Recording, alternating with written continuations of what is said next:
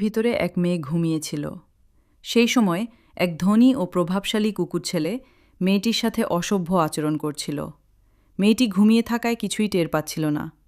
বাসে এক সাধারণ বিড়াল ছেলে হেডফোন লাগিয়ে দাঁড়িয়েছিল। হঠাৎ সে বিষয়টি দেখে প্রতিবাদ করতে এগিয়ে আসে, কিন্তু ধনী ও শক্তিশালী কুকুরটি তাকে মারধর করে আহত করে ফেলে।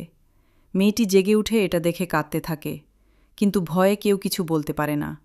এরপর কুকুরটি আবার মেয়েটির দিকে এগিয়ে যায় এবং জোর করে তার সাথে রোমান্স করার চেষ্টা করে।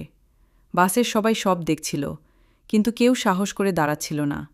ঠিক তখনই আহত বিড়াল ছেলেটি রক্তাক্ত অবস্থায় আবার উঠে দাঁড়ায়। এরপর তাদের মধ্যে ভয়ঙ্কর লড়াই শুরু হয়, কিন্তু কুকুরটি আরও শক্তিশালী হওয়ায় ছেলেটি আবার মার খায়। এটা দেখে বাসের সব যাত্রী আর চুপ থাকতে পারে না। সবাই একসাথে উঠে দাঁড়ায় এবং প্রতিবাদ শুরু করে। এরপর সবাই মিলে কুকুরটিকে ধরে মারধর করে এবং বাসের ভিতর থেকে বের করে দেয়। পরে তাকে পুলিশের হাতে তুলে দেওয়া হয়। কুকুরটি কাঁদতে কাঁদতে চলে যায়। এদিকে সাহসী বিড়াল ছেলে ও মেয়েটি একে অপরকে জড়িয়ে ধরে। পরে তারা ভালোবাসা প্রকাশ করে, আর বাসের সব মানুষ হাততালি দেয়। এখানেই গল্প